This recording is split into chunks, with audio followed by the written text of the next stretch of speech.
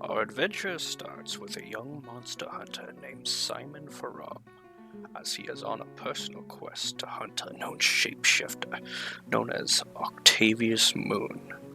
He has tracked Moon to a tavern ran by an elf of androgynous appearance. Before heading in, Simon meets a young boy of the age of 9 who tends to the carriage of a man who happens to be a potion seller named John Lennon. John is gambling his money away with a dwarf and not doing so hot. Simon makes himself known in the tavern by asking around for his target, and during that, he meets John and unfortunately gets caught in his lure to sell potions. They both then move to head upstairs after getting permission and info from the tavern keeper, despite John owing quite a bit to him at the promise that he pays his tab for his reckless spending. John and Simon make their way up and notice muddy footprints lining the way into the fourth room. Before investigating, they decide to ask the residents of the first and second room questions. The first room, with Veronica English, is a tired woman who had little to no info, but did hear loud footsteps. Yet upon seeing John beside Simon, decides to hurry herself inside to avoid his salesmanship. Upon meeting the second room's resident, Cantelabella, they notice she is a rather well-equipped fighter and has little info. However, Simon convinces her to make sure no one on the lower floor is injured, despite her not really taking the issue too serious. Once that is done, they move to the fourth room. Upon opening the door with force, Simon is struck by a trap set by Octavius and is injured by a crossbow bolt. Despite the injuries, he rushes outside to pursue the villain, only to see that the young boy had been violently murdered with his throat slit. Simon, upon seeing this, rushes inside and alarms everyone of the accident and tells them they need to alert any nearby guardsmen of the murder, so him and John can pursue. Upon noticing things have gotten rather serious, Cantella decides to take up a more serious guard of the area. The tavern keeper then decides to rush to get help, but is unfortunately victim to the horror of the corpse of the young boy and screams. Simon then heads out to see a rather distraught John Lennon.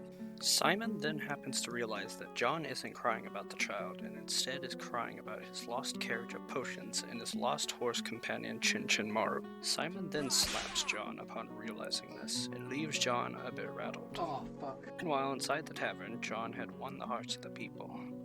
John, in a haste to recover his lost funds, sees that the dead child has copper on his corpse and rushes to grab 3 copper coins. But Simon kicks him in the side for even trying to rob a dead child, to the dismay of the tavern folk who misunderstood the situation. What the hell? Hesitantly, Simon decides to take John with him, since he has lost favor with the tavern folk due to his antics. As Simon tracks Moon, they manage to catch up a good amount, yet are stopped by a pack of 3 wolves.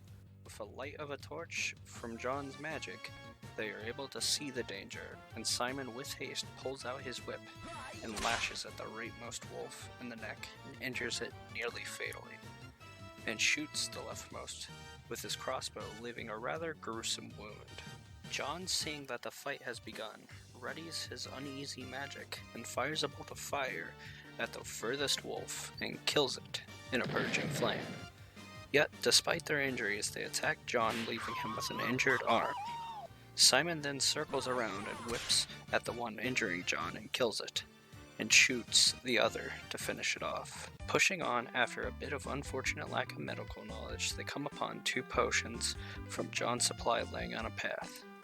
One being a potion that seems to increase speed, and another that they did not know anything about other than a heart inside. John, seeing an opportunity to make a sale, tries to sway Simon into smelling it. And in return, Simon convinces John to drink it, prove its worth and value. Upon drinking it, John looks upon Simon and instantly falls in love with him. Simon had made the unfortunate decision of making him drink a love potion, and charming John for a good amount of time.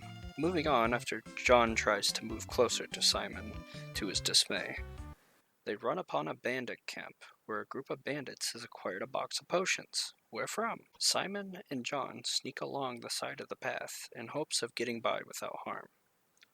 John was caught and brought out to If I speak chop you with up in a what meat is grinder, assumed to be the and the only leader thing of that these comes out bandits. that's left of you is your eyeball, Afraid and bargaining, he decides you're to offer them free probably access dead. to more potions of his storage. Upon seeing this uneasy alliance, Simon decides to try and fool them by using his charm to his advantage. That plan, however, did not work out, since Simon isn't too good at acting out the lie. This leads to a tense standoff where the bandits reveal they were in fact paid to keep Simon away from Octavius Moon. Even though he could most likely take on these bandits together with John, Simon had decided to take caution for his newfound companion into account, and tries to convince the bandits that Octavius has likely discarded his men and killed them. The leader, realizing this possibility isn't far off for someone like Octavius, decides to let them stay and wait for their men I'm to come killing back. you. As they sit in a camp, a man named Philippe decides to I'm question the buzzing. relationship between John and Simon. Simon scrambles to explain the situation and fails to convince the rather unintelligent bandit to save what bit of pride he has, giving up later, deciding to pack it up and rest until the next day. To be continued.